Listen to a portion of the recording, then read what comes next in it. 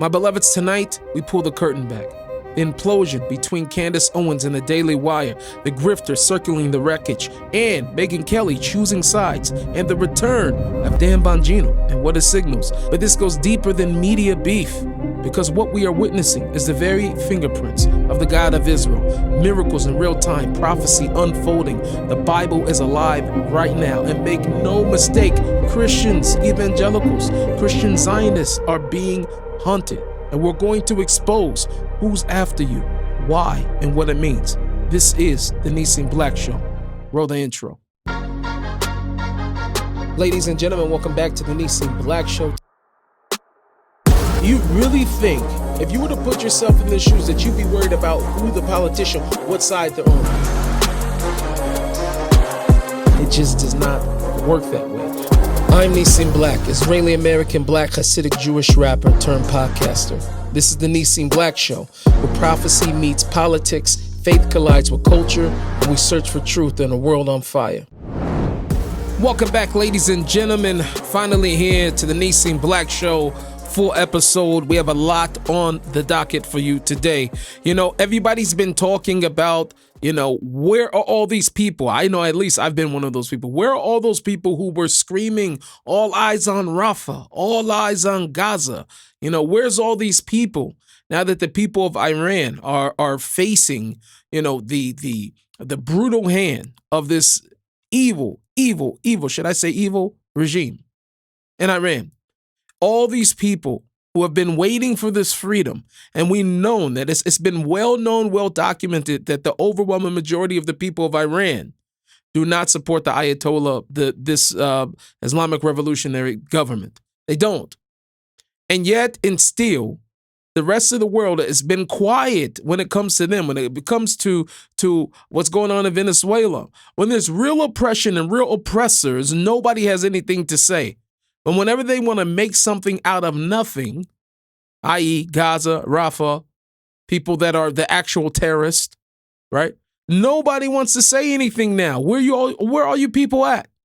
I genuinely don't understand. Listen, Reza Pahlavi has been saying some things actually on Twitter. I have to brushing up on my Farsi. I really don't know so well, but I want to show you a tweet actually that he sent out. So he sends out the tweet to his people, trying to encourage them. If you don't know, right now there's no power in Iran. They have cut out the power. And I'm going to show you why they've cut out the power in a little bit. People thinking that they just don't want them to have access to the internet. Some have been alleging that because they're escaping. However, look what he says here. He says, know that you are not alone. Your compatriots around the world are proudly shouting your voice. As you must have seen the images of their numerous and widespread presence on your television screens. The world stands today with your national revolution and admires your courage. President Trump, in particular, as the leader of the free world, has carefully observed your indescribable courage and has announced that he is ready to help you. Don't leave the street. My heart is with you. I know I will be with you soon. Now, as comforting as this is, the fact of the matter remains that it is very, very dark and gruesome. And I'm not just saying that. It's unfortunate. The resilience of these people, though, in the light of everything that's going on, has been beyond me. It has been beyond me. And it brings me back to thinking about all of those who were saying that they were, for the Palestinian cause, or what Israel was doing was unjust and all that, and then just choose the wrong sides. Tucker Carlson, ladies and gentlemen, remember not too long ago, and I want you to show you guys this contrast. Shout out to Milk Bar. This contrast of when Tucker was interviewing the Iranian regime, evil regime, oppressive, dictative, authoritarians. Talk about the worst of the worst. And then when he would interview Ted Cruz, I want you guys to notice there's a pattern of behavior because there is an agenda. All the enemies of Israel, the enemies of America, are all of Tucker's best friends. And it's so sad to see. But watch this comparison before we get into more of Iran. Do you believe the Israeli government tried to assassinate you? They did try, yes.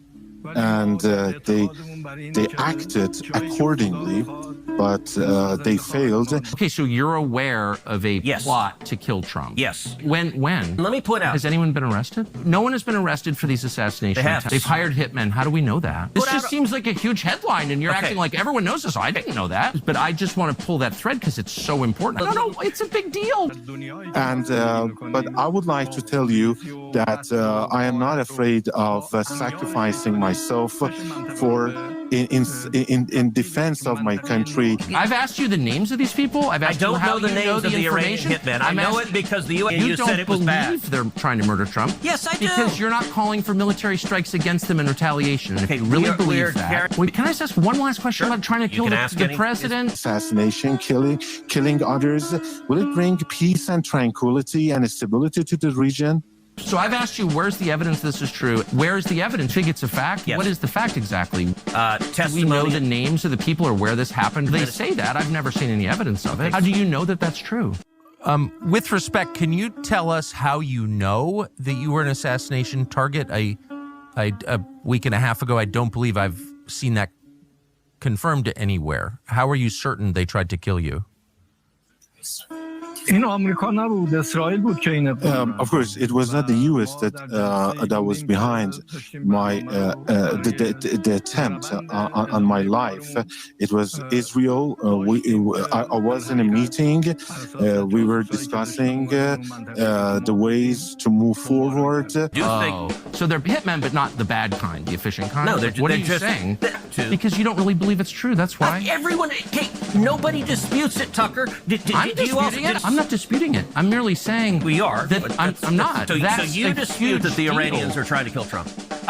Of course. But thanks to the intelligence by the spies that they had, they tried to bombard the area that we were holding that meeting. Because they're trying to keep track. They're trying to develop. Be a little less snarky. I know, you're right. That is a problem that I have. I'm sorry. You're not afraid of martyrdom. You're not afraid of sacrificing our lives for our people, for our independence. Listen, you just can't make this stuff out. Shout out to Milk Bar for always putting together beautiful, beautiful content. He's keeping us all in business there. But unfortunately, guys, this is what we're talking about. As the world is spinning, where's Tucker now? Where's what does he have to say about what's going on right now? This is the America first, no, America last. That's what you're going to continue to see by these same people. Unfortunately, you're going to continue to see, and these people are under real threat. This regime right now has been, I hate to say this, but they have been people in the hundreds, if not the thousands. They're completely their own people right now. And the resilience of these people to fight right now, that it shows how much they want their freedom, how much that they actually believe in what it is that they are fighting for. These are not protests. This is a war. President Trump has said many times he's going to step in. I'm being honest with you. I love the president. But something has to happen quick because the people, unfortunately, I don't know how long this can go on. There's a very well-known influencer. I think her name is Elisa or Alika. I'm sorry, I butcher her name sometimes. I think it's Elisa Libon. She actually put this out there for us all to see in real time what's really going on behind the scenes and why they cut off the internet.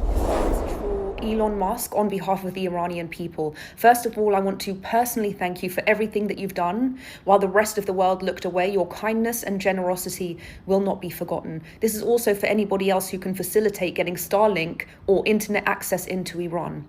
When the regime shuts the internet down, when Iran goes dark, it isn't because they don't want you to see the protesters. It's because they don't want you to see them. They don't want you to see what the regime is about to do in the dark. And what it's about to do is commit a deadly massacre. It is about to disappear protesters into mass graves. They know that they can't do that while the world is watching. They know that they will face consequences from the international community who have already promised intervention. So long as people have access to the internet, that serves as a chilling effect, preventing the regime from committing the massacre it is frothing at the mouth to commit.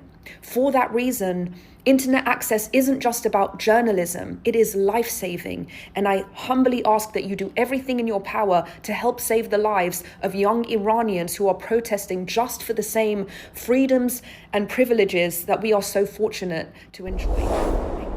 And it's so real right now. I'm going to show you guys a little bit of what's going on the grounds in Iran. I'm going to show you. I'm not going to leave it dark and gloomy, because that's not the full reality of what's going on. It is unfortunate. People are losing their lives.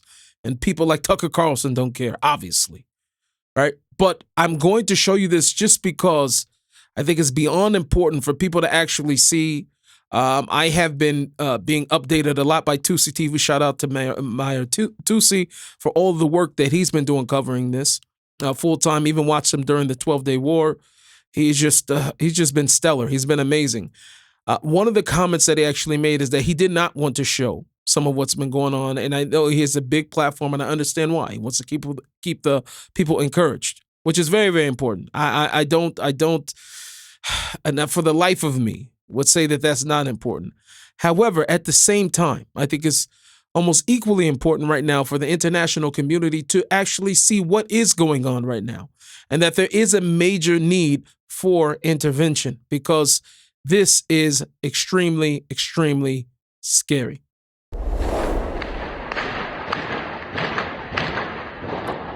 Several people, they're firing indiscriminately. And if that, unfortunately, was hard for us to hear, then the things that you will see will leave you absolutely shocked and devastated.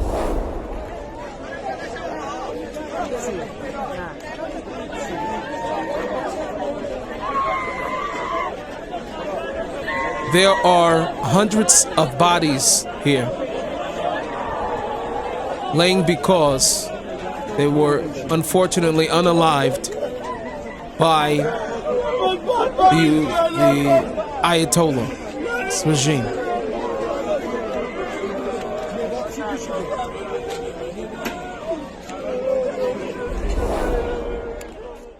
However, ladies and gentlemen, as hard as that was to see, I'm telling you, it's been so hard for me to see this.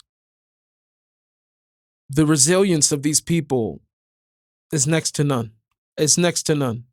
I don't recall a time, at least in my lifetime, to see something on this magnitude of fighting for their freedom. There are millions of people out in the streets fighting for their freedom.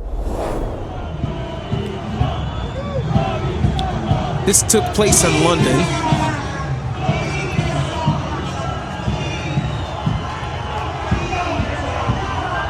Now, this is the London Spider-Man, everybody.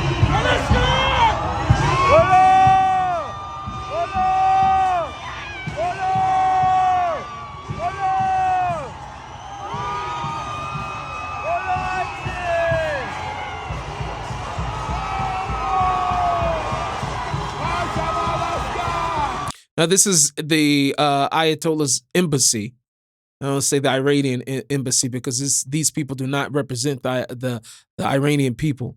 However, this is the embassy that holds their flag, and this Persian protester got up in London. This is actually in London, to take off that flag. I don't think he was successful in doing so, but he attempted to raise the original and real flag of the Iranian people.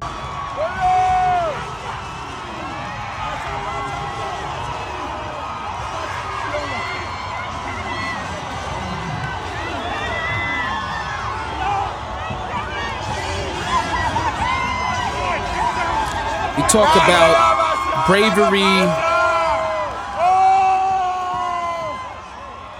bravery on another level, on another label.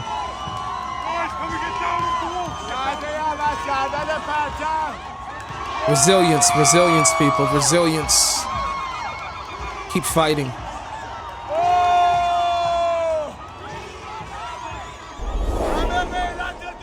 We're not going to end there. We're not going to end there. Another beautiful sight to see of the Iranian people just out in the middle of the streets, in the darkness, with nothing, and still singing and hoping and fighting.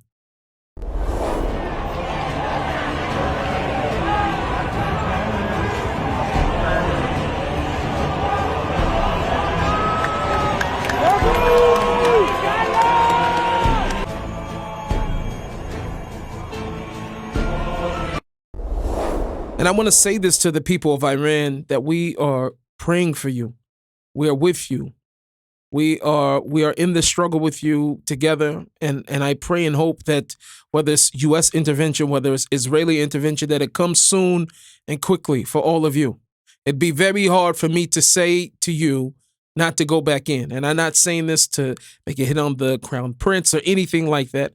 I know there's many people saying stay out there, stay in the fight.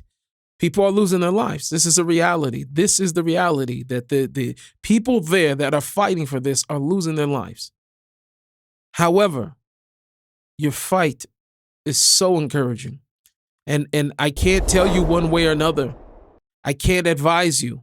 Only thing I can say is that we are praying for you, and I'm hoping that soon we will see the fall of the Ayatollah regime and the restoration to your sovereignty as a democracy. Wait 1 second. I want to tell you about something really unique I was invited to be a part of. It's called the Dream Raffle, and the grand prize is a fully furnished $1.2 million apartment in Jerusalem. Not a timeshare, not a discount, an actual move-in, ready home in one of the most meaningful cities on earth. You're entering a raffle, so it's a chance to win. But here's what matters to me. This isn't just about the prize. The raffle was run by a nonprofit, and every ticket supports real causes in Israel. Emergency responders, families in need, widows and orphans, soldiers, and community support programs. So whether you win or not, your participation is doing real good.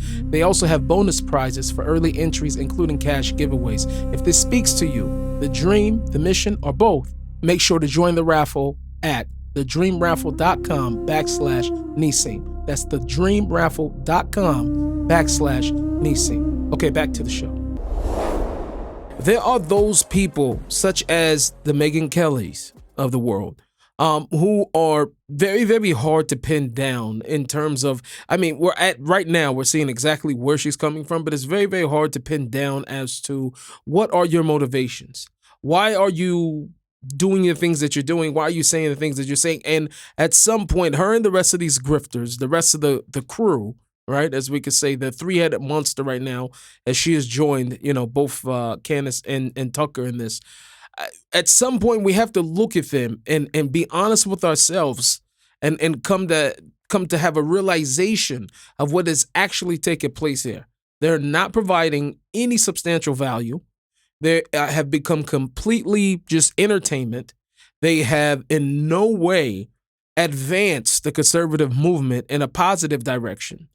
And the reason why I say that's so important to listen to people and to those who at the end want to lift you up.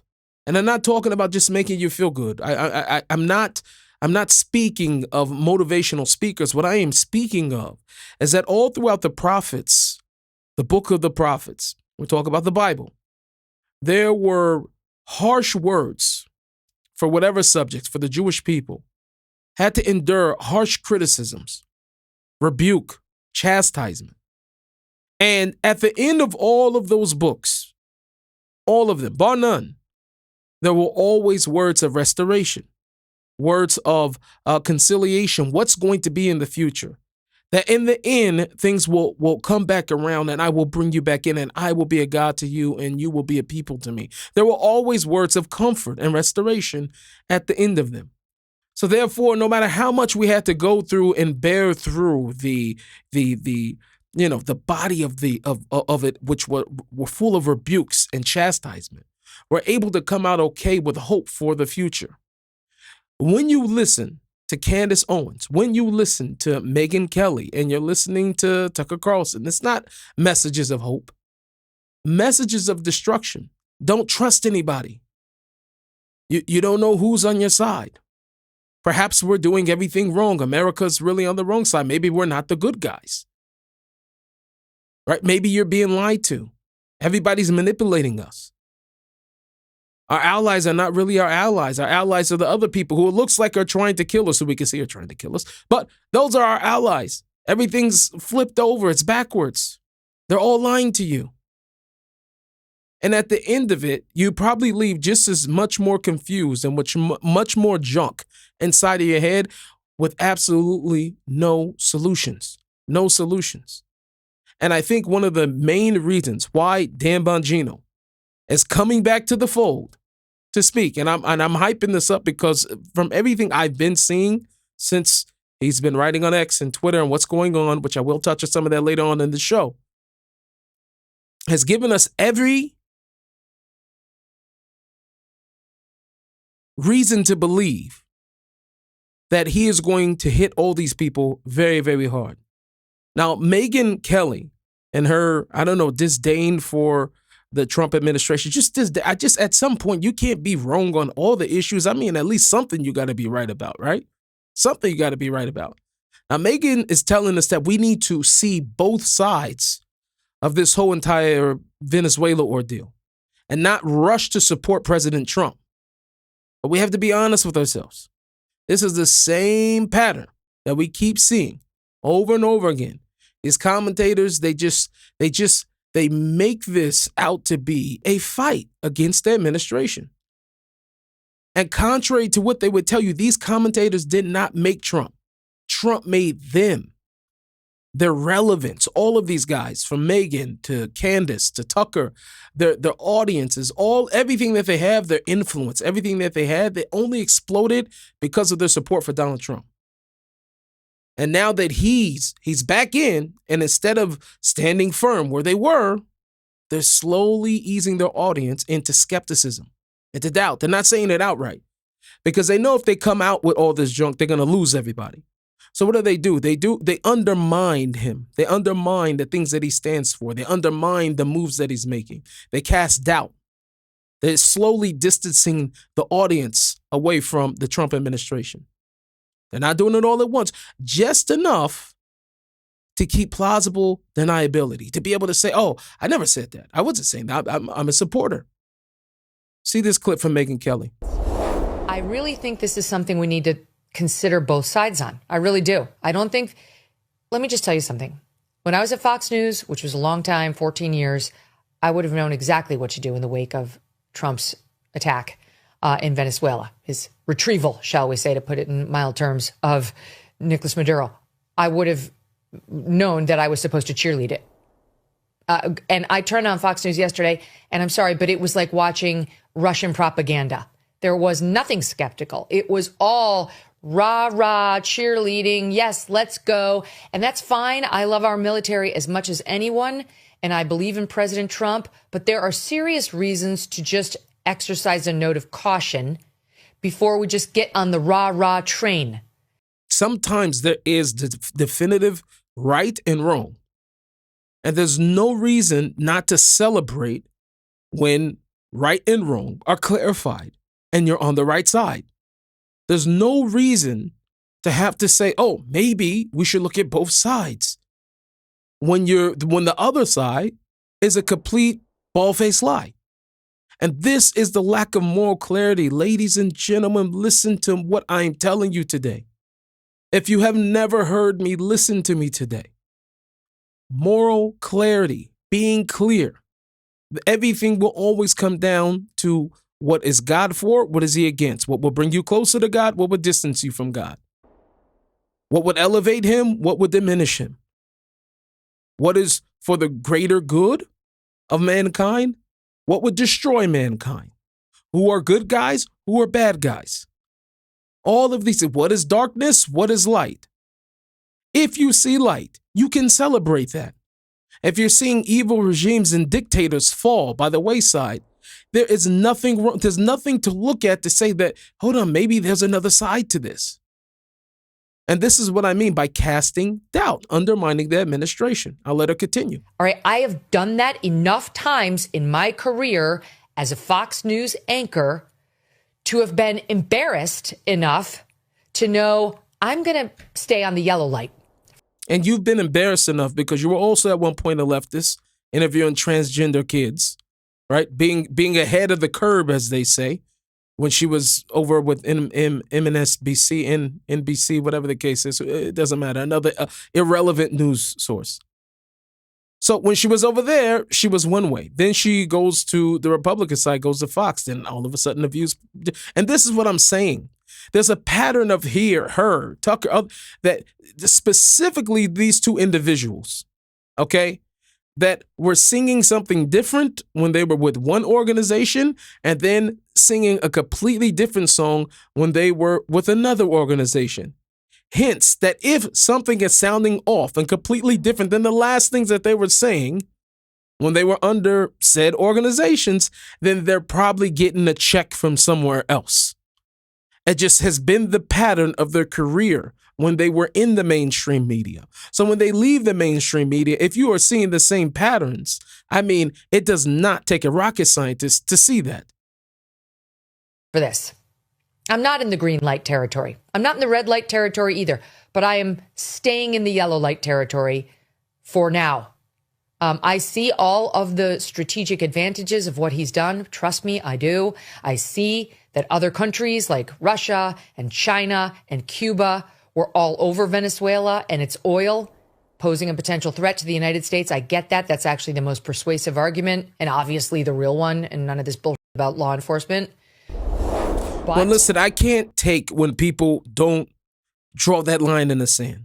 When you're not being morally clear on what is true and what is not true. I mean, if all those things, all the things that she just gave in that list, which things we've talked about already on this channel since we've been talking about the whole situation with Venezuela, if all those things are true, then what else do we need to talk about? What else is there to even discuss? If you already see a good reason for why this happened, and those are not small reasons, by the way, those are very huge reasons that have everything to do with the security of the United States and its sovereignty. So of course, I mean, but that's not enough. We got to stay in the middle because the way that these people are earning is that they keep casting doubt. That's what they do. They cast doubt. That's all they do. And Megyn Kelly herself, she joins the other grifter. She says that her and Candace, since this whole entire fiasco, since the Turning Point USA, I'm just putting this all in context, since she's been being bombarded with messages from people wanting her to actually call Candace out, right? Her answer to everybody's, listen, you're only making me and Candace more closer. We are closer than ever. She's also claiming, right? She claims that she disagrees with the Turning Point USA points that Candace is making. But there's a whole list of major issues. So the obvious question, I think, for me is what is bringing you two closer?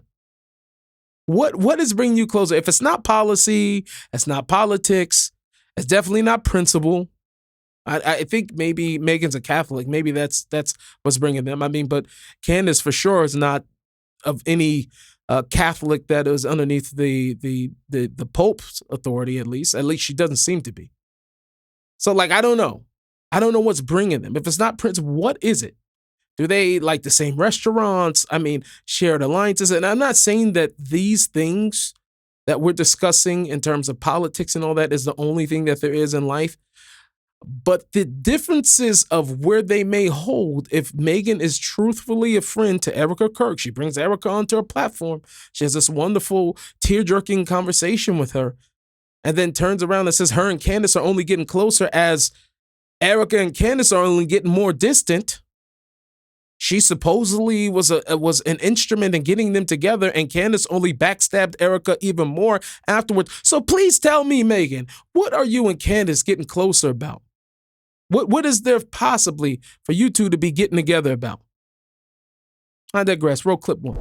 So in any event, Candace knows I disagree with her on this. Petty internet people want to turn that into a cat fight between Candace and yours truly, which will fail. She and I actually have only gotten closer over the past couple of months as people try to make me attack her.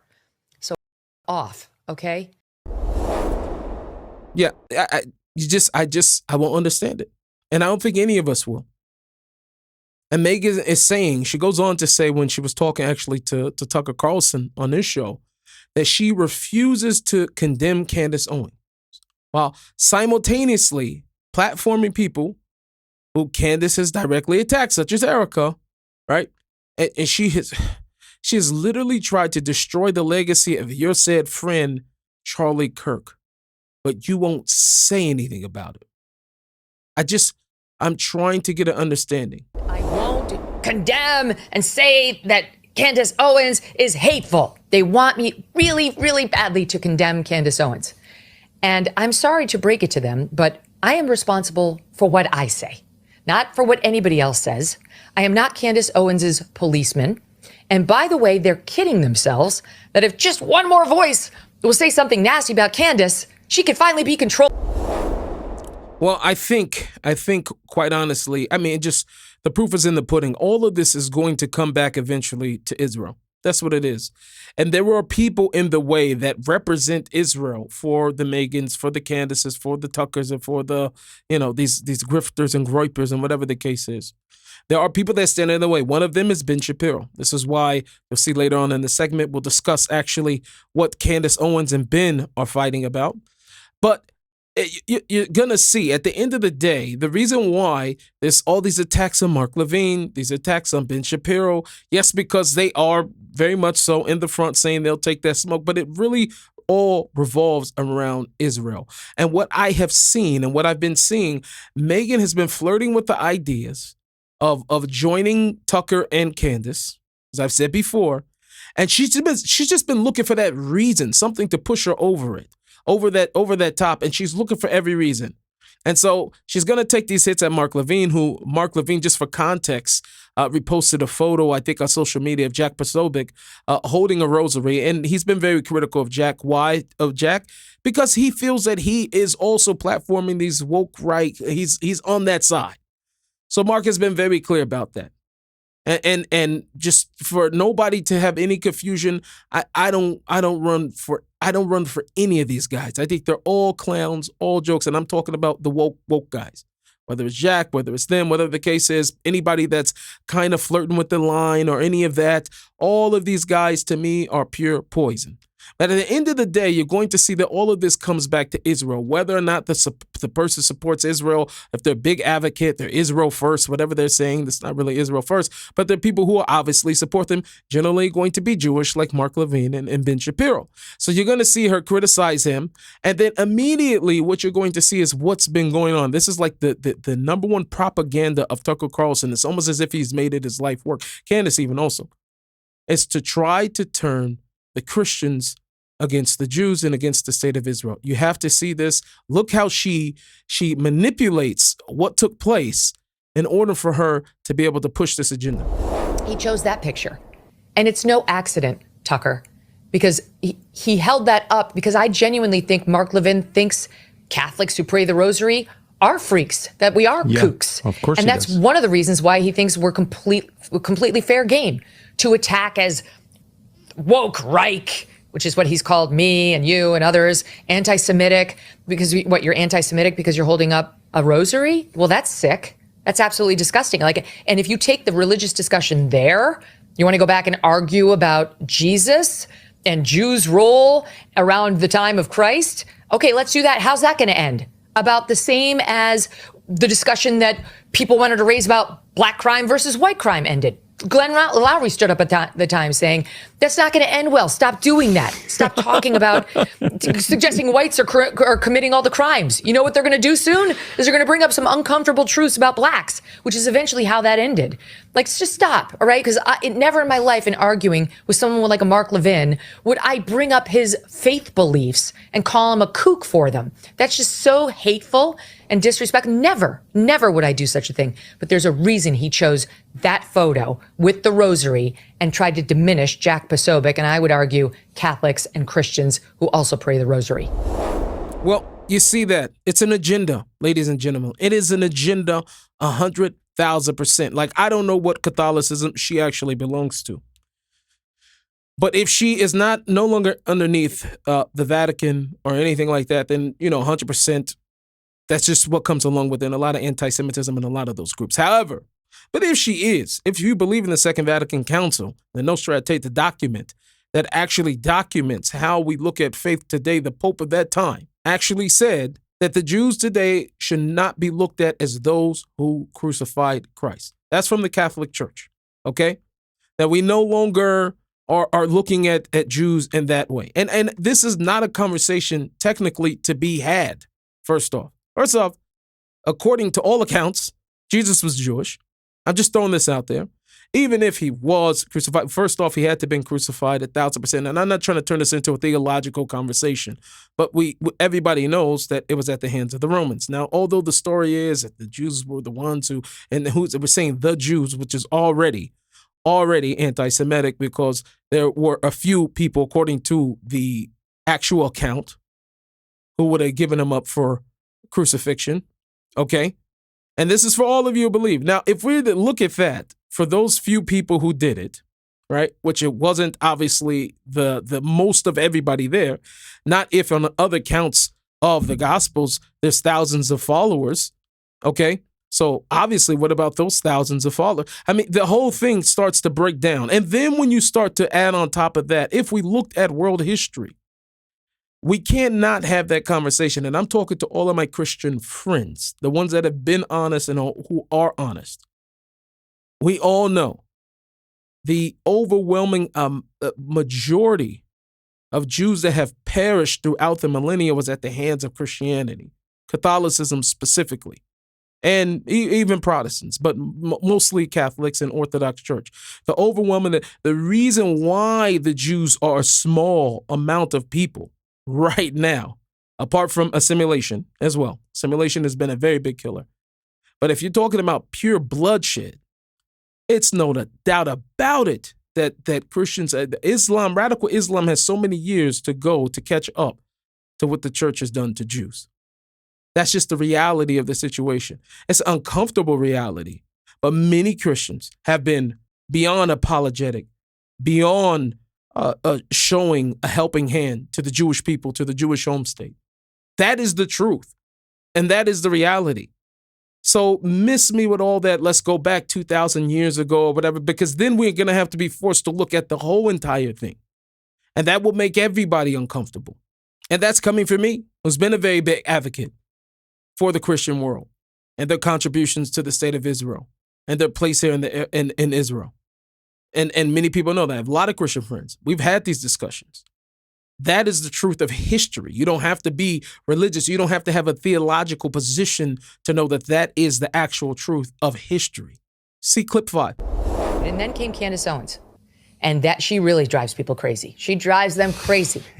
They were very angry that I didn't call her out for what she said about Israel possibly being involved with Charlie Kirk. Well, I didn't call her out because I was totally fine with those questions being raised and still am. I'm sorry, but I am. I'm sick of this. I am allowed to have questions about what, if anyone, aligned with Israel or from Israel might have had to do with Charlie's death. Totally fair to say that. But if that's the case, why not bring up all the other people? That's what I'm saying. That's where the double standard goes. Because, Megan, if it's really true that you don't have a problem that maybe it's Israel, why are they the only ones that you bring up? The fact that she thinks that maybe it was Erica, or the fact that she thinks it was someone else. Why are you only open to the idea that it may have been Israel?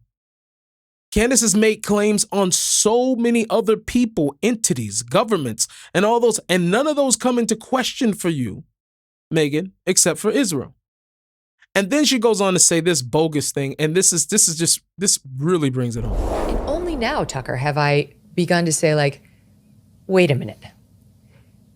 How much of the narrative that is in our news today has been spoon-fed to me by people who are super pro-Israel at all costs, who won't tell the truth about Israel, no matter what it is, and will cancel you if you don't befriend or defriend people who do.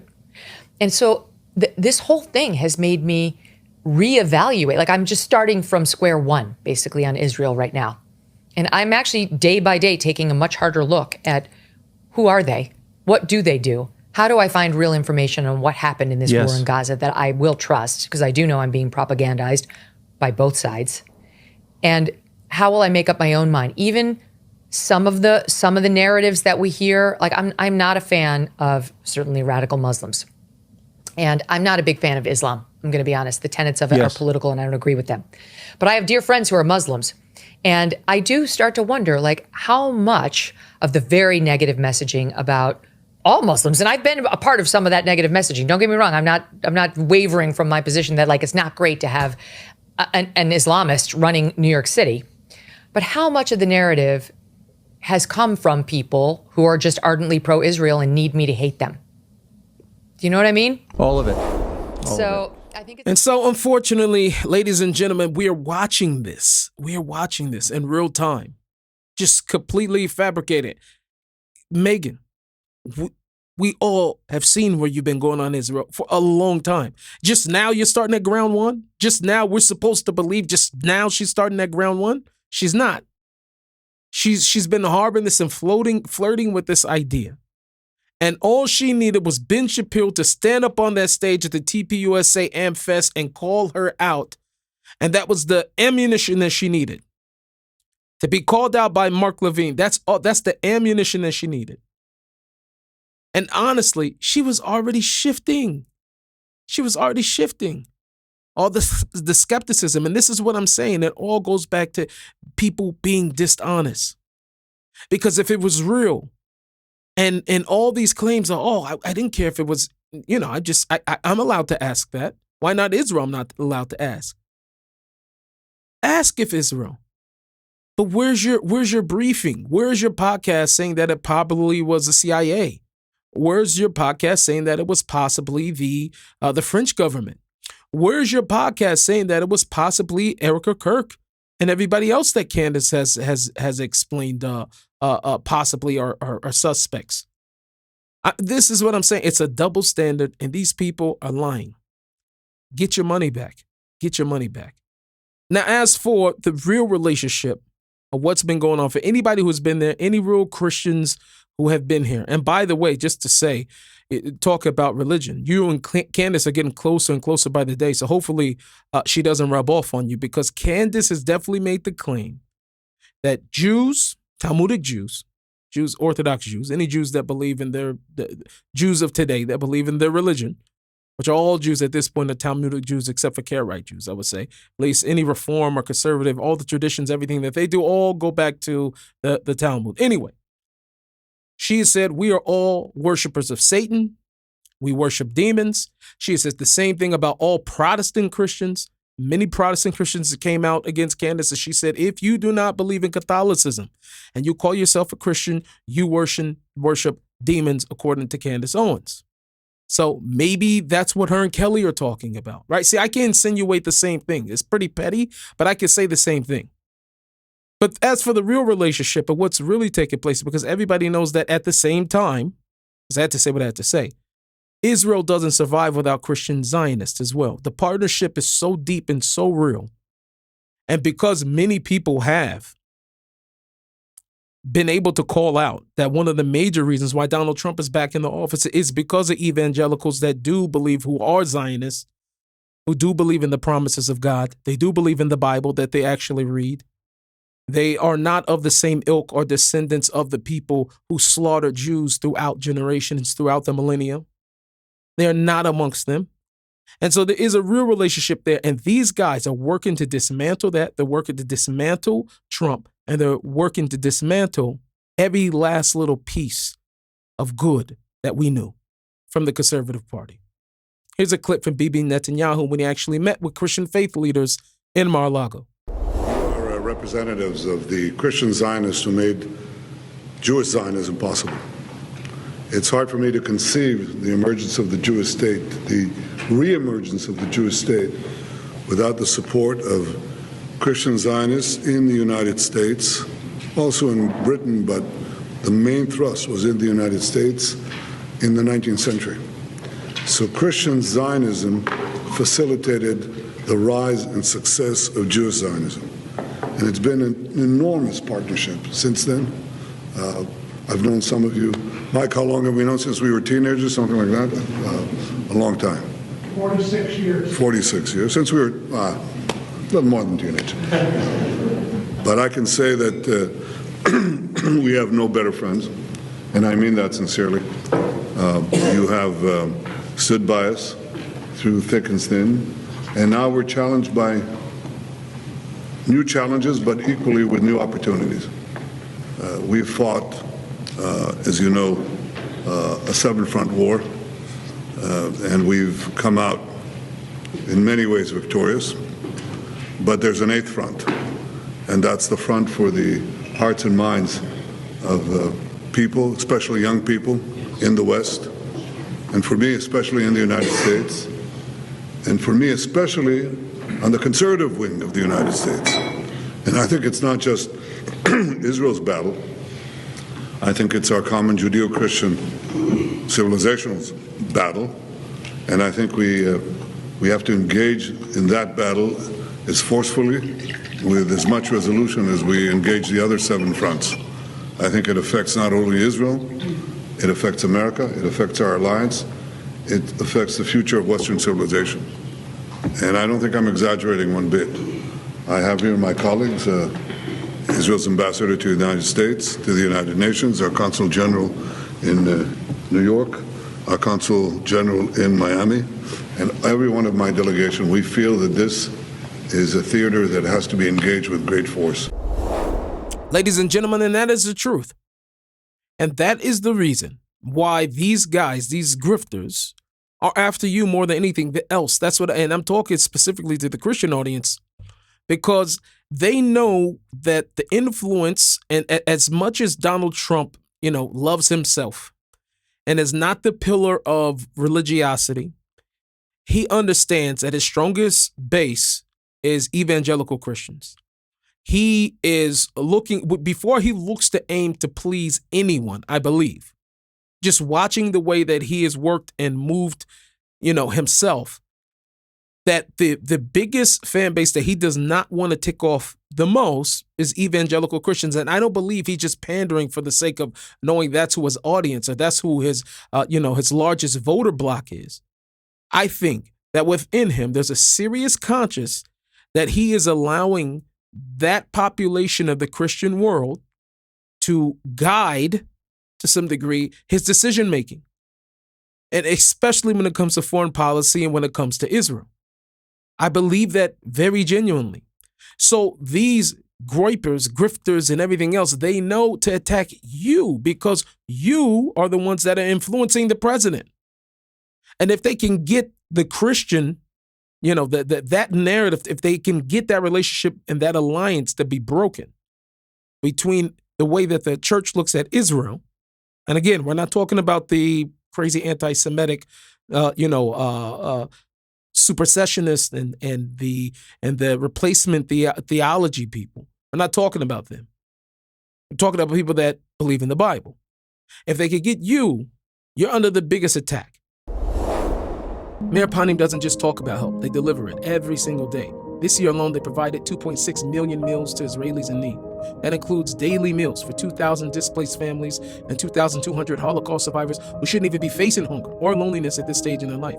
When someone walks into Mayor Panim, no one starts with forms. There's a seat, there's food. Help is built around each family's real needs: appliances, pantry boxes, school supplies. This isn't charity that strips dignity. It actually restores it.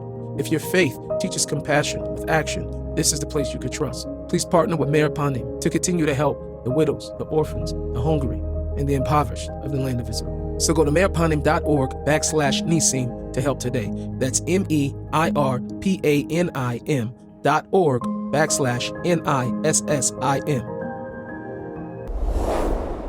Listen, we are back on the matter that has been disrupting and destroying probably most of our brain cells, and that is Candace Owens again. Now, listen, to keep everybody up to date, I know I have not been presenting as much lately. I've had a lot of things I had to deal with in my personal life. But therefore, coming back to everything, just to update some of you who have not been following or have been waiting for me to say anything about it. Yes, obviously, Candace has been right now in this feud right now with the Daily Wire. Her numbers are plummeting. All this nonsense that she was talking about with Ben Shapiro. And the truth is actually that her audience is getting tired of her. And this is important for all of us because in the full grand scheme of everything, as we will talk about much more and more on today's show. Dan Bongino returning, what that means for the conservative movement. What is conservatism? Is there a pattern between all of these people who have now come into the woke right, these camp of grifters and groypers? And quite interestingly enough, one thing I would like to say actually is that a person like Nick Fuentes, although is vile, disgusting, says horrible things, is an anti-Semite, he's a bigot, he's a racist, he's all of those things and above. One thing he is not, at least, he's not a dum-dum. He's just not a person who's not at least well-read on a lot of the things that he says. Now, you may disagree with a lot of the things. We may disagree with a lot of things that he says, but he's not just going to throw things out there and just grift and gripe off of nothing. He at least has serious complaints, and they could be backed up by many, many generations of bigots and anti-Semites, right? Who he's well read up on their literature. And so when he gives things, they just feel a little bit more thorough. Like, that's a person that hates me, and I can respect that opponent as a person who is vile and disgusting and everything else. But at least it's not he's just throwing these things out the side of his neck, and he's not doing it just for money, as opposed to where all the rest of these people, the flip-floppers, the Candaces, the Megans, the Tuckers, the usual suspects, Bongino is letting them all have it. Dave Smith, he just went after. And I'm saying all of that, going back to the matter at hand, talking about Candace Owens. It's all coming to a head. We've been calling it. You've been calling it. We've been calling it together. Her fans, her audience is waking up. They're starting to see that everything that she's saying has been complete garbage. Showing here. Now, all that talk about Ben Shapiro's losing followers, all these other things, Candace is going down. Ben Shapiro was going up. At one point, Candace was at the number one spot.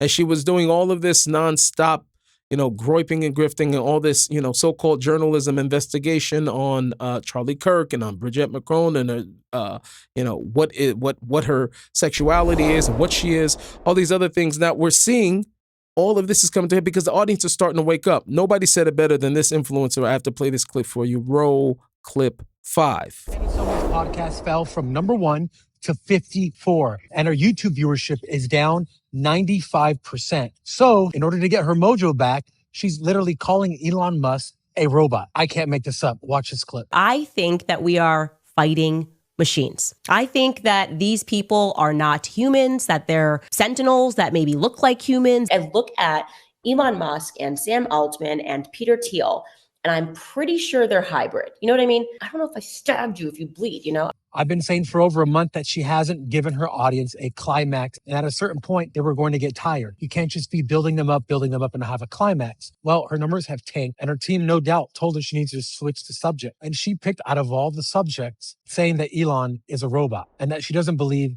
he bleeds if you poke him. Candace Owens is the Jerry Springer of media. She is now the Jerry Springer of media. She's completely lost it. She's going to say whatever she can to get views. And you know what? This is so awesome that people are waking up. But at the same time, it's just, sometimes it feels a little too late. And the reason why I'm saying that is because the thing that's got most people disturbed is the midterms. Now, for some reason, I'm hoping and I'm believing.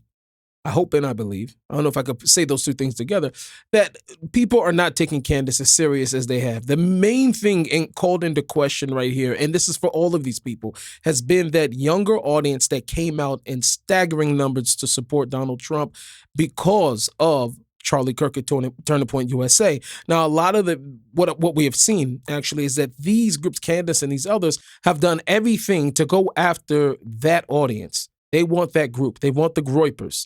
And they have platformed Nick. They've talked nicely about Nick, and they've done all these other things, even the feuding, all these other things back and forth, saying at least we stand together against Israel. We start to see that that's where these guys usually find their place of compromise, that at least we all feel the same way about Israel. Megyn Kelly, she's also falling off. We'll talk about that later on in the show. However, Candace Owens is delusional. She thinks that the Daily Wire is stalking her, but I think the Daily Wire has finally had enough. I think they finally had enough. And the reason why I say they had enough, contrary to all of this nonsense, oh, they're stalking me and all this. I mean, you have to hear what Candace is actually saying. To actually believe it, you're nuts. But to hear what she's saying is crazy. Wait one second, I want to tell you about something really unique I was invited to be a part of. It's called the Dream Raffle, and the grand prize is a fully furnished $1.2 million apartment in Jerusalem. Not a timeshare, not a discount, an actual move-in, ready home in one of the most meaningful cities on earth. You're entering a raffle, so it's a chance to win, but here's what matters to me. This isn't just about the prize. The raffle was run by a nonprofit, and every ticket supports real causes in Israel. Emergency responders, families in need, widows and orphans, soldiers, and community support programs. So whether you win or not, your participation is doing real good. They also have bonus prizes for early entries, including cash giveaways. If this speaks to you, the dream, the mission, or both, make sure to join the raffle at thedreamraffle.com/Nissim. That's thedreamraffle.com/Nissim. Okay, back to the show. I would just like to move on in my life. I would like you to just leave me alone. There's something about it that feels parasitic, and I'm asking for it to stop. I am, and I hope that is enough. I hope that me saying that it's 2 years. Okay, you have to get over a past relationship sooner than 2 years for your own mental health. Now, I think any of us, we all know that who's been bringing up who the most, right? It's been Candace Owens. And we're not just going to tell you that. We're going to show you that. We have receipts for you today.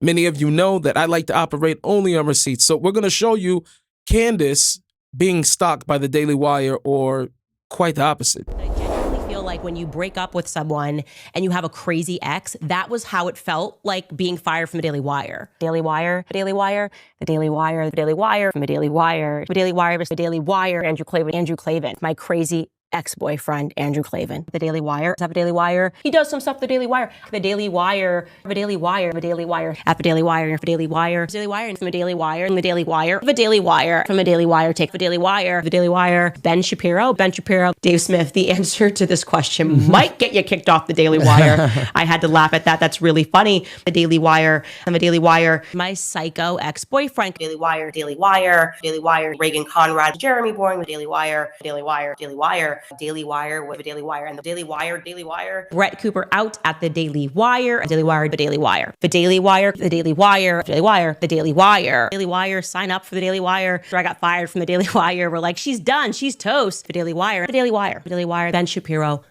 fuck you, and the midget horse that you rode in on.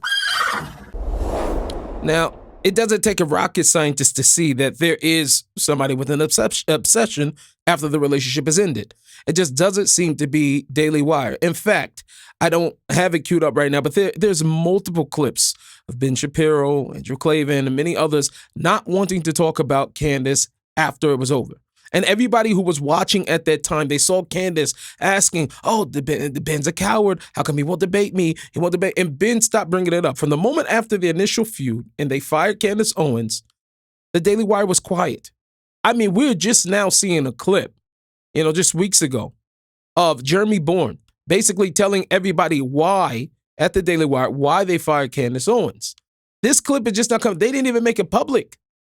Steven Crowder had to share this.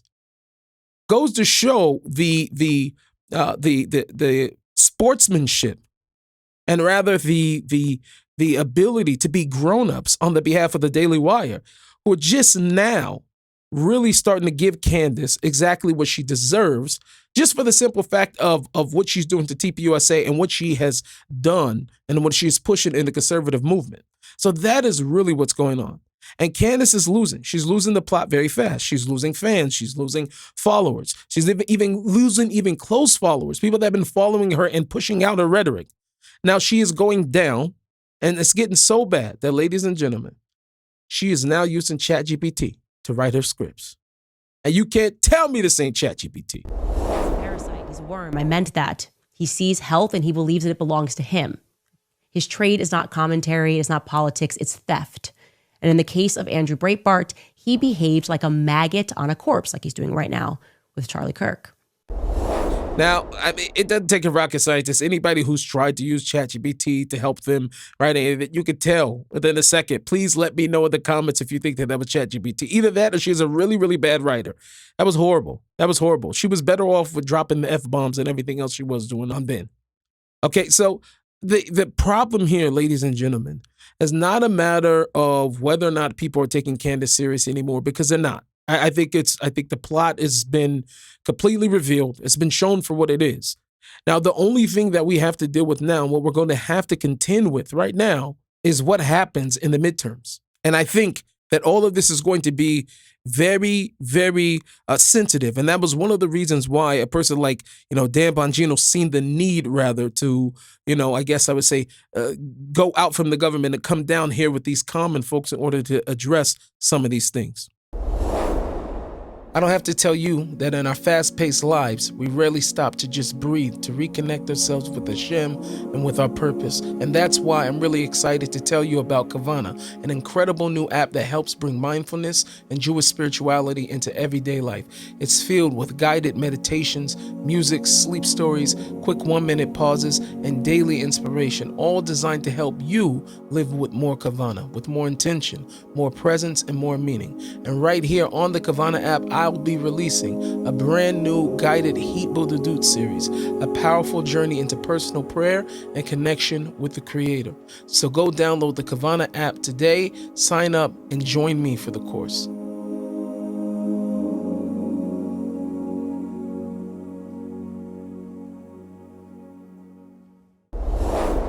And in fact, let's just see what Dan Bongino actually does have to say as he is coming back to us common folk. It says, do you know what time it is? It's time to kick these grifting bums to the curb and take our movement back. I don't know what that sounds like to you, ladies and gentlemen, but it sounds like he's coming back with common sense. Hopefully we're going to get common sense back to the Republican Party. And it so needs to happen. And it's going to take a guy like him. If I'm not mistaken, I think Dan Bongino had he had the leading podcast on the right. I think it was Fighting. He either was number one or at some point he was definitely in the top 10. You're talking about a guy who went into the administration pro-Trump. He's leaving the administration even more pro-Trump. And that's with seeing all the nonsense. And he says that it's deeper than what we could possibly know. And he's coming back still pro-Trump. That's what I'm saying. That's how you know all these other people have lost the plot. He even said more here on X. He had a lot of stuff to say, but it's very hard because, some of the stuff isn't really necessarily my language.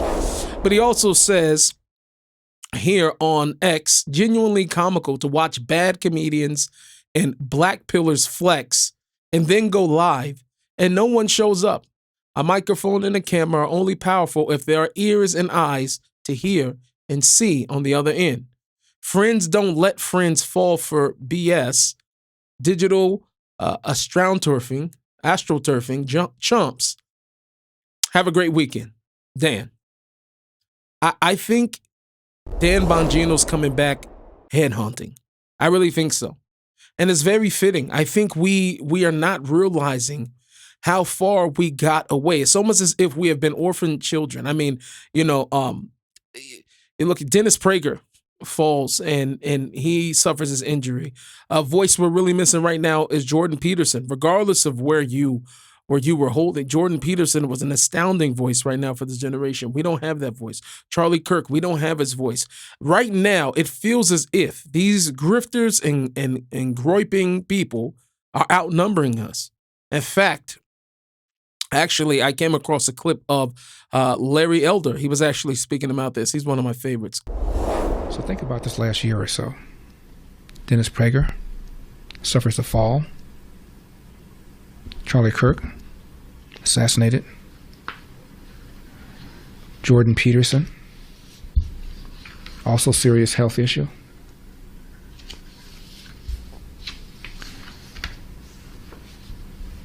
Now, I don't know Jordan Peterson well enough to know how he is reacting.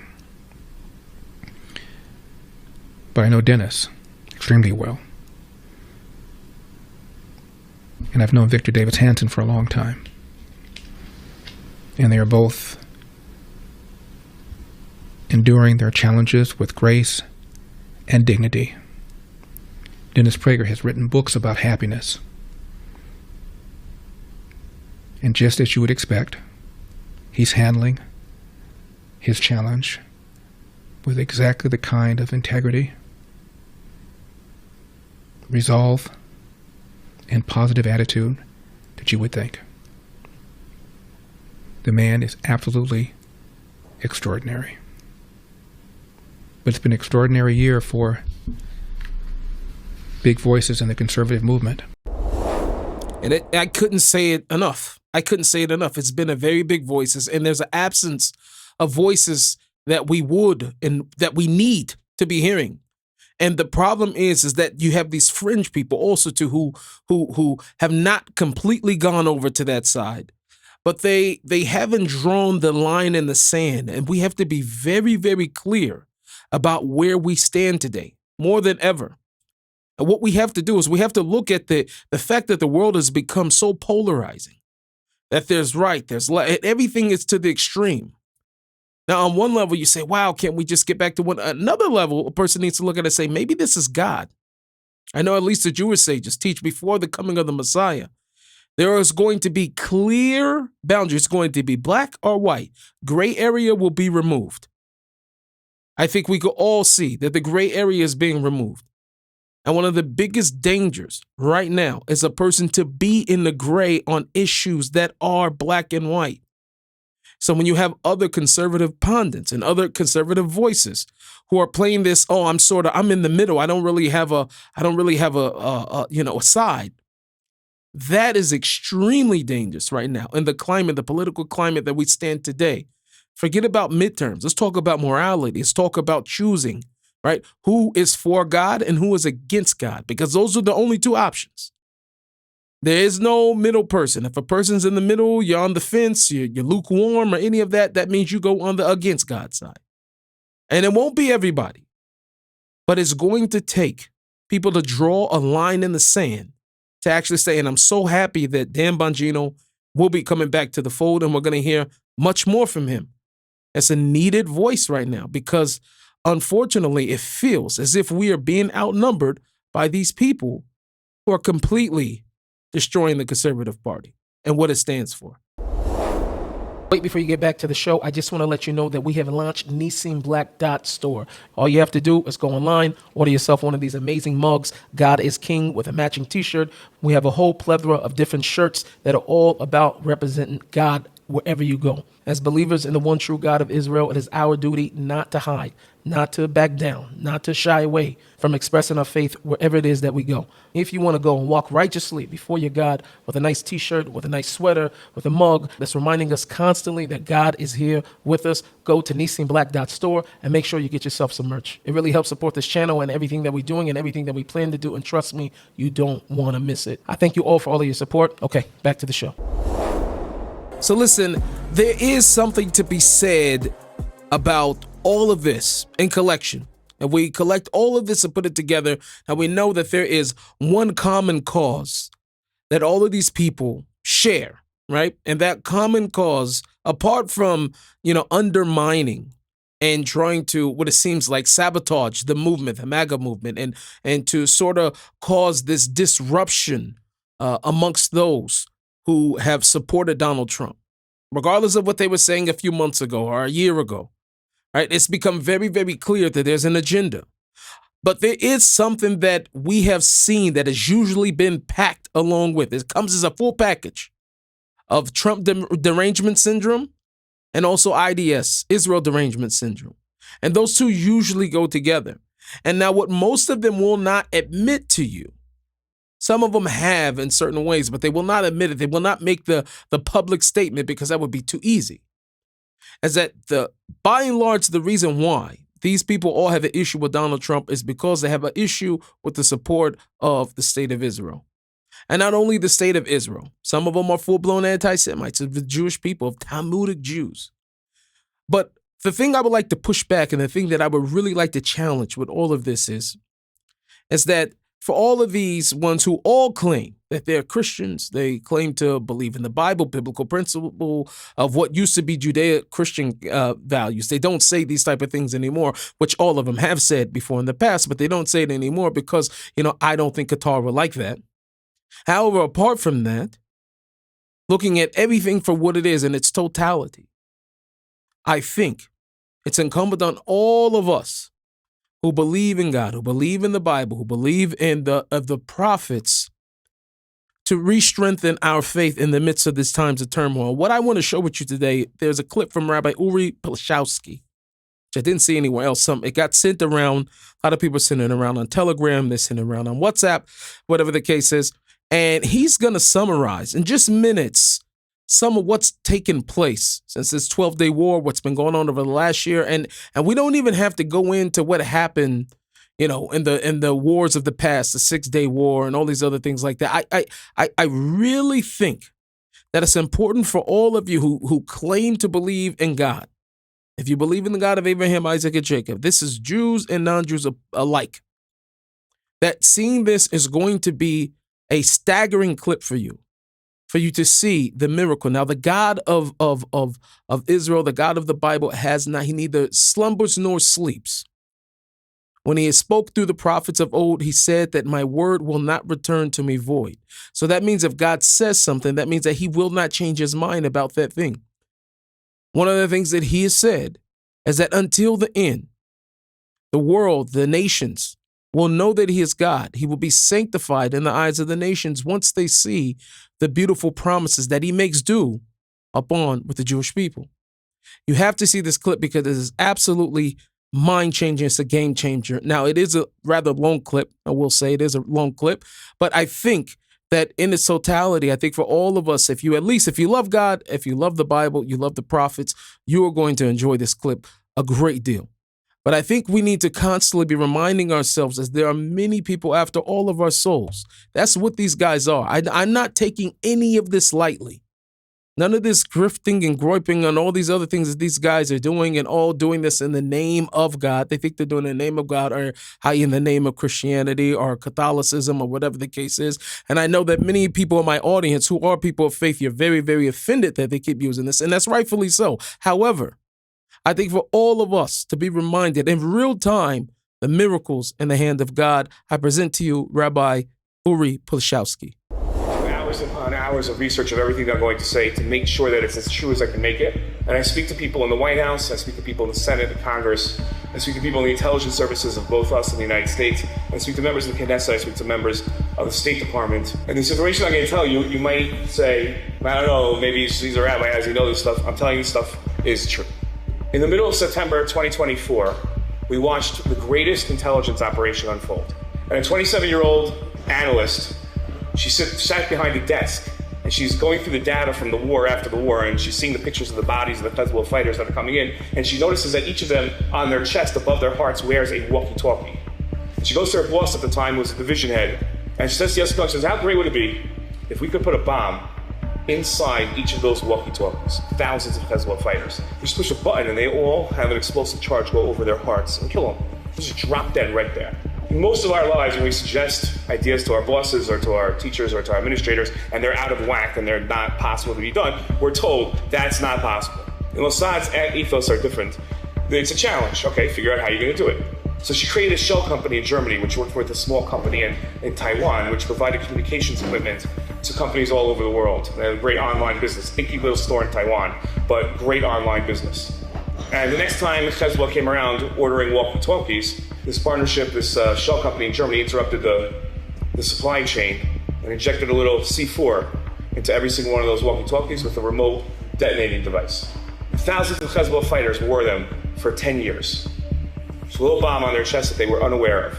Nasrallah Mashima, the head of Hezbollah, at a certain point after 10 years, got paranoid about Israel eavesdropping on him and figured they were doing so through the walkie-talkies. And he ordered that Israel, being a high-tech country, Hezbollah would have to go low-tech to make sure that Israel could not interfere with their communications. So the most low-tech thing he could think of was a pager. No one had seen a pager for 15 years. You cannot go online and buy 20 pagers. You can't find them on eBay. Nobody has 20 pagers, let alone 5,000. Eavesdropping on this conversation, the Mossad agent, now 15 years later, tells her shell companies, we got to restock pagers, which is the equivalent today of saying we should restock rotary phones. You're like, that's crazy. Who in the world is going to buy this? But we got to have thousands available. 3 days later, the bet paid off. A request comes in for 5,000 pagers. We're all too happy to supply those pagers with a little C4 and a detonating device inside of them. And Hezbollah fighters are walking around on their waist with these pagers. After October 7th, Nasrallah sees what Yahya Sinwar Yamashimo is was doing with his communications, and he had switched to no digital communications to make sure that Israel could not eavesdrop and was passing messages through the tunnels. And Nasrallah says that's what we have to do. We have to do that. Nasrallah orders in 3 days' time for everybody to take their pagers, put them up in the closet next to the walkie-talkies, and they're going to go through handheld communications. Israel hears this and comes to Prime Minister Netanyahu and says, listen, you don't have to blow them all up, but if you don't do it now, it's never going to happen. They're never going to have these pagers. This is our only opportunity to use it or lose the time. Prime Minister Netanyahu orders on a Tuesday at 2:30 p.m. One page goes out to all the members of Hezbollah that have these pagers. It's over 5,000 people. Hold the pager up against as close as possible to your eyes. Push 2 buttons simultaneously, and the classified message will appear. The reason Israel was doing that was to get it as close as possible to their brains. Not everybody, if you remember the famous video of the bomb that went off in the grocery store, not everybody answered the page. Israel blew up all the pagers. Only 42 people were killed by them, but over 3,000 fighters were taken off the battlefield that day, injured beyond the ability to fight ever again. How many Israeli soldiers were in operation on that battle? 0. The next day, you got to imagine that night, as one intelligence officer told me, he said, it's not that nobody else has ever done something like that before, it's that it's beyond the imagination of any intelligence service to even put something like that into play. They come back the next day to the Mossad headquarters. When they turn on the live stream from their drones and of the Lebanese news and see at the funerals that Nasrallah has ordered the remaining fighters to put the walkie-talkies on so that he could communicate with them, you got to imagine that was the Hava Nagila moment where they all start dancing and looking for the old detonator. And they blew it up. And 25 more fighters died on the spot. I was watching the funerals and saw the bombs going off and wondering to myself, ooh, the world is blowing up Hezbollah funerals. It was us. Tuesday afternoon, the first wave goes. Wednesday afternoon, the second wave goes. Thursday was the greatest of the days because Thursday, Nasrallah ordered that the 20 remaining commanders, high-ranking people within the Hezbollah organization, do not use any form of technology, but rather get together in person in a certain apartment. 3 F-15s took off from Ramat David Air Force Base and planted 3 missiles straight through a window into their meeting and took out the 20 commanders. Tuesday, Wednesday, Thursday, Hezbollah is no longer a threat to the state of Israel, to the Jewish people. How many soldiers did we lose? Out of the pages of Tanakh, 0. Now that Hezbollah is gone, attention focuses on Syria. Syria's been going through a civil war for the last 10 years. Assad, who was the head of Syria, Assad was protected by Hezbollah and by the Syrian army. Hezbollah is no longer protecting him. And a true Russia, a man named al-Sha'ara, who is now the president of Syria with a $10 million bounty on his head from the United States, realizes this is his chance and orders his troops in. The hardest Israel ever fought was December 8th and 9th of last year, and most Israelis, most people in Israel, have no idea it happened. On December 8th and December 9th, as al-Sha'ara's forces came into Syria, everybody in the Kiryat, our Pentagon in Tel Aviv, realized, take out all the Syrian files. Every attack plan. It's absolute chaos there. Put them all into play right now. 350 planes go off on 350 missions. That, over the course of 48 hours, we bombed every single Syrian Air Force jet. None remained. We bombed every single Syrian Navy boat. None remained. We killed every single general and assassinated them. None remained. We killed every single nuclear scientist working on their nuclear weapons program. None remained. We killed every single chemical scientist working on Syria's chemical weapons, which they had and don't remain anymore, and they don't remain anymore. We killed everybody, took southern Syria for ourselves as a buffer zone. And how many soldiers fell in those battles as we raced across Syria, bombing them and assassinating their people? 0. Out of the pages of Tanakh, we did not lose one soldier in Syria. With Hezbollah and Syria out of the picture, Iran is left vulnerable. An F-35 fighter jet costs $235 million each. And for every hour that it's in the air, it requires 8 hours of maintenance. The United States Air Force, at any given time, its planes are in 51% readiness. That means they need double the amount of planes to fight a war, because 50% of the planes are always under maintenance. That's acceptable numbers for mechanical engineering for airplanes. That's how it works. When Prime Minister Netanyahu plans the attack on Iran, he's going to fly 200 planes, 4 hours, 2,000 kilometers to Iran, and then 2,000 back, another 4 hours. An hour over the air avoiding anti-aircraft fire, and stress on the airplane is tremendous. Stress on the pilot is tremendous. And the acceptable losses are 8 planes on every round of fighting. 8 planes will suffer mechanical failures. Just imagine how many times you've been on a passenger jet, which is a lot less complicated of an airplane, and the pilot announces, I'm sorry, we have like a 20, 30-minute delay. Something on the plane broke. You need to bring a mechanic out to fix it. For an F-35, 8 drop out of the plane on every round. That means we lose 8 pilots. 192 planes come back, 100 require more maintenance. Only 90 go back. Of the 90, another 8 drop. Over the course of 10 days, we're looking at 60 dead pilots, 60 lost planes, and about half the planes at any given time back on the runway for maintenance, some of them not being able to take off ever again. We suffered no losses. We didn't even have a plane that required significant maintenance. The way a mechanical engineer explained this to me is that it's impossible, except that it happened. The American ambassador told me they still can't file reports. They don't know how to explain this. It's impossible for this to have happened. Impossible. We're not talking about it's unlikely. We're not talking about the odds are against it. We're talking about the manufacturer will tell you it's impossible. Today, the United States Air Force is rethinking its entire approach to how to fight wars and how to get 90% of its planes in the air every single time, just as we have. While we're doing this over Iran, we have 2 more operations going on. Operation Narnia and Operation Red Wedding, which kills all the scientists and all the generals in Iran. Nobody even knows this happened. We had soldiers everywhere. We had a base in Iran for years producing drones. In Iran, we had soldiers. It's amazing to think about how we did this. How many soldiers did we lose in the attacks on Iran? 0. The news put out a story, the Israeli news, because it's censored, that most of the missiles that came in from Iran were blown up by Iron Dome, by David Sling, or by Arrow. It's not true. They landed. And they landed hard. Our office, Nefesh B'Nefesh, we had a missile land across the street from us in Tel Aviv. Our office was out of commission for 2 months and needed 2 months worth of renovations. That's how hard these missiles hit. A missile hit a 30-story building in Tel Aviv where American military personnel stay. Half the building came down. Not one person went to the hospital. American engineers from the State Department went out the next day to look at it and said it's impossible. Soroka Hospital. The director of Soroka Hospital looked at one of its 8 buildings and saw it and said, if the missile hits this building, I don't know why he wasn't concerned about all the others, this will be bad. Empty the building. The next day it took a direct hit. Nobody was hurt. Not killed. Nobody was hurt because nobody was in the building. In Yerushalayim, this is going to scare some people, we have a funeral home called Shamgar. Shamgar also stores dead bodies. Shamgar was ordered by the Israeli government on Friday morning after the Thursday night attacks to order extra freezers for tens of thousands of bodies from Jerusalem. The American government told me the expected losses on the Iran attack back at us, listen, between 80 and 100,000 Israelis dead. 80 to 100,000. That's a lot of us. The Iran war, on the attack back against us, we lost less than 40 people. Can't explain that. February 20th, 2025, everybody knows what happened that day? That day, we should be saying Hallel, probably not based on the English date, but on the Hebrew date. So at 9 o'clock that night, when 3 buses blew up in a parking lot in Bat Yam, and a woman found a bomb under her seat in another bus, and all the buses in Israel were told to pull over, and one more bomb was found.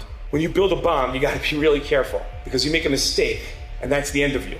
The plan, 5 buses would blow up in downtown Tel Aviv, and they would kill 1,000 Jews, injure thousands more. Can you imagine another October 7th? But they made a mistake, an inexplainable mistake. Make it once, I can understand, but they made it 5 times in a row. And they set the bombs for instead of 9 a.m. for 9 p.m. So when they blew up, nobody was injured. Inexplainable. The last story I'm going to share with you is that they found Sinwar's plans. Yahya Sinwar was the head of Hamas, and they found his plans. And the plans were for the October 7th attack not to be on October 7th, but to be a coordinated attack. And listen very carefully to this.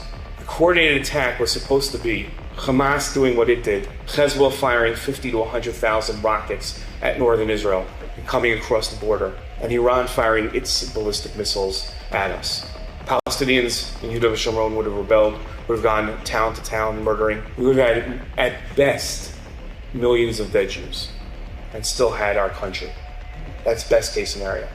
Expected scenario from that plan is there's no state of Israel, there's millions of dead Jews and millions of Jews being held hostage. What happens after that? Our nightmares can't fathom. For reasons we'll never know, Sinwar jumped the gun and went early without telling Hezbollah and Iran.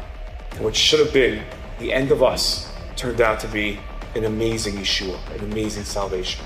Every single thing that we've had, every salvation, whether it's Hanukkah, Jews in Mitzrayim, Jews were killed, and we lost people. In modern times, Yom Kippur War victory, 6-Day War, 1948, we lost 1% of the Jewish people in Israel.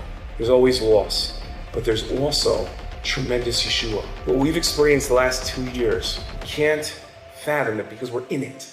It's hard for us to see it.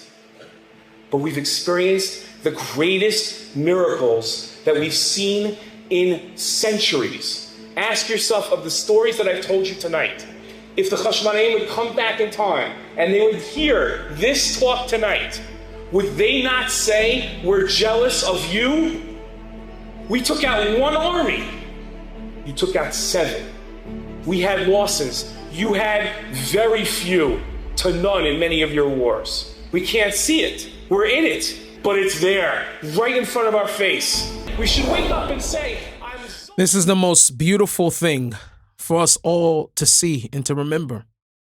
That yes, absolutely, the prophets spoke many, many years ago. They foretold of a time that will come when the nations will surround the Jewish people. And the nations that will be surrounding the Jewish people will be hostile to the Jewish people. And they will want and seek to devour the people, devour the land. Many different verses. But we're told over and over again that God will rescue his people just as he always has. And the sign that we know that we are in that time more than anything else is the land itself, that it is giving forth its fruits and its vegetations. It is growing. The land in part, as the Jewish people have returned, has responded to the fact that they have returned. Contrary to those who say those are not the real Jews. When we have seen just centuries ago, this land was completely barren. Although there were many peoples there, the Ottomans, the British, the so-called, Arabs who are now all of a sudden identifying as Palestinians. They've been here.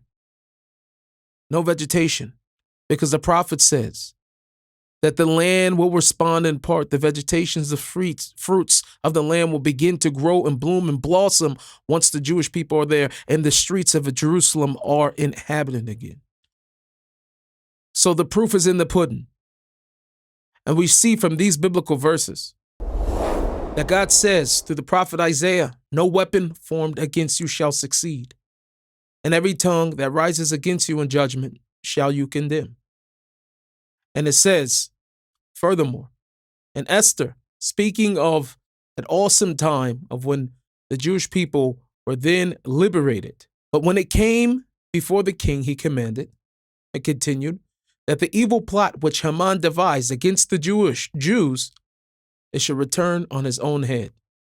And have we not seen that? Time and time again, very telling of where we are. My heart says to all of you, hold on, keep the faith, keep strong, keep your connection with God, keep your connection with the Bible, with the God of truth.